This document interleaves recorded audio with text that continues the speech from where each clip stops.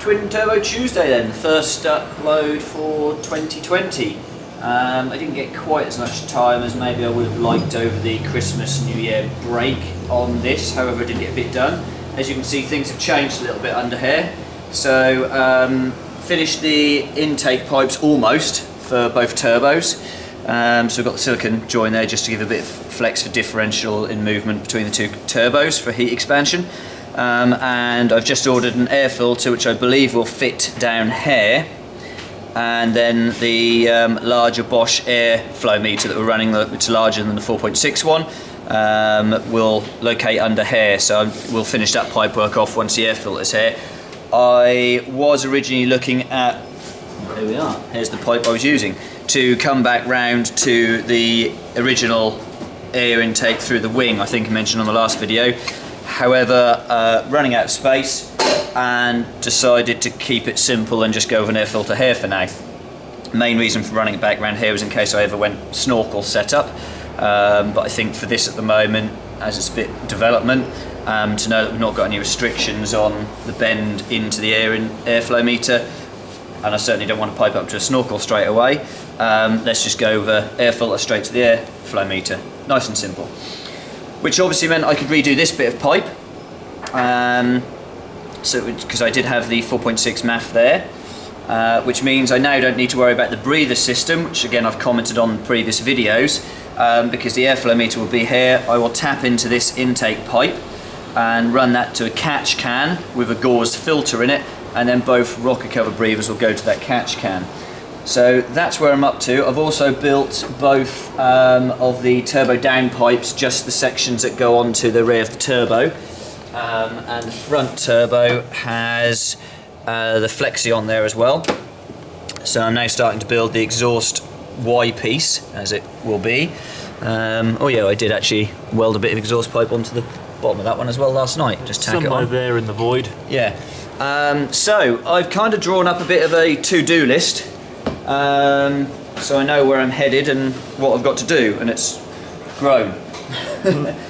So I have now decided I am actually on 2.5 inch straight through exhaust on my P38, but it's debatable whether it is going to restrict it or not. We don't really know what power this is going to make ultimately. We know ballpark, and the 2.5 exhaust should be fine for that. However, I don't want to get to tuning on a dyno and find out that the exhaust is restrictive and have to then build an exhaust system and go back to tuning. So I've managed to find the old 3-inch straight through exhaust silencer that was on my Discovery before it got turned into the Discovery. So I'm going to fit that and build a 3-inch system off the back of the Y piece that will come off the turbos.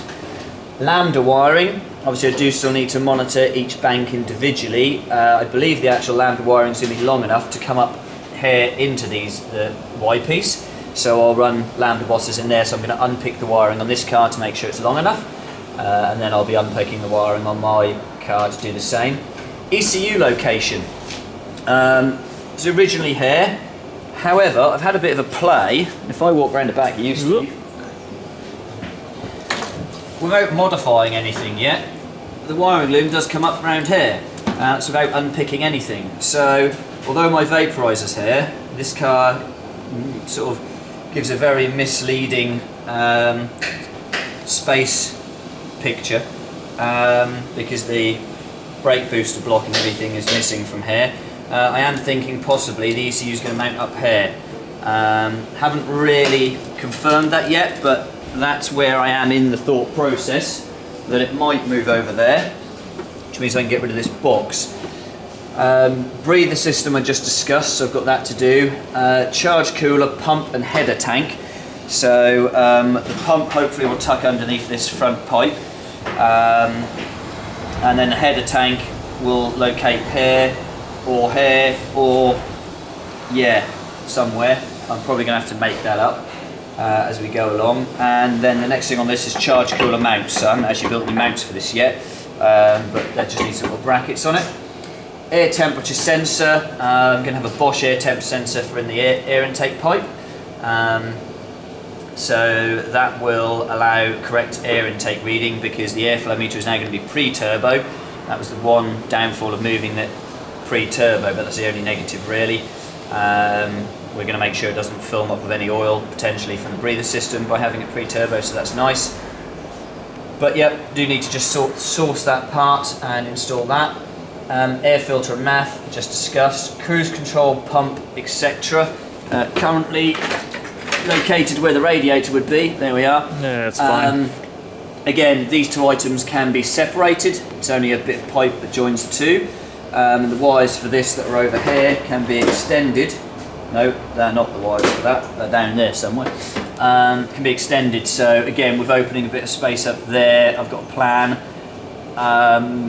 Maybe they can mount there. But again, if I'm getting rid of this ECU box, if the ECU does move over there, I'll have space there for these components. So they're over there for now.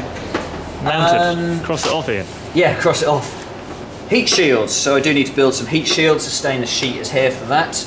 I'm 98% decided that I am going to have the exhaust pipe work ceramically coated. I was thinking of wrapping it, save on a bit of time, because ceramic coating, it can take 3-4 weeks to send stuff off and have it back. However, I've got some work to do on my Range Rover before this gets fitted, so there'll be a window there where it could go off. Turbo oil feed and return. Need to order the AN pipework for those, and again just mock them up on here. And turbo water in and out. Again, I need to decide where I'm taking the water flow from and then teeing it back in for that. Install the inner child. Mustn't forget that bit. I'm stood here. You think you're getting behind the wheel? Well, obviously.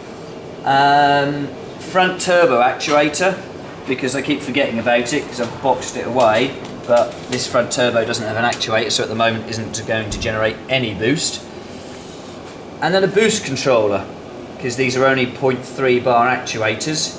I only want to run £6 of boost, which I think is 0.45 bar, if memory serves me correctly. Yeah.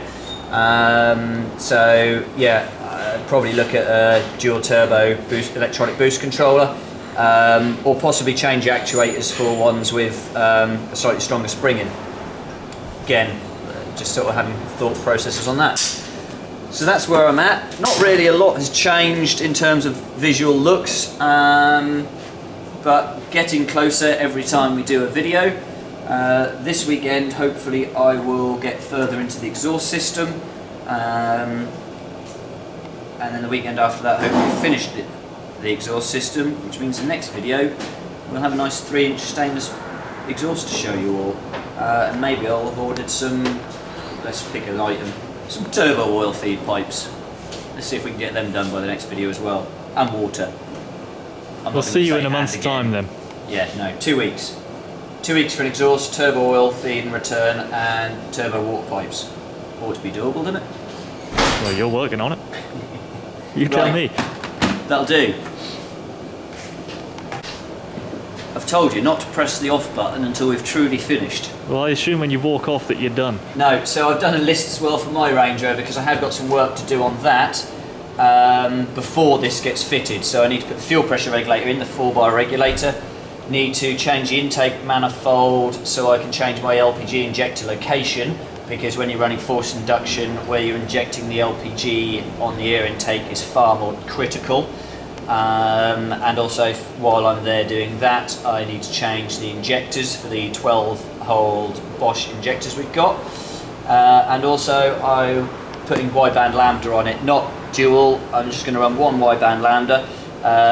Because I need to drive this system on my car before it's mapped, just to make sure I haven't got any massive issues. Under bonnet temperature is obviously a big question at the moment, so need to make sure we've not got any issues there. And while I'm driving on the road without it being mapped, I want to make sure that I'm not leaning out.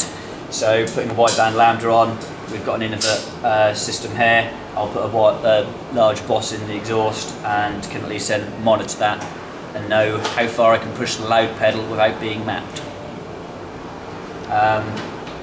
Right, I might. That is it now. You can stop recording. Are you sure? Maybe. Are you going to walk off now? I'll then? walk off. Yeah, good.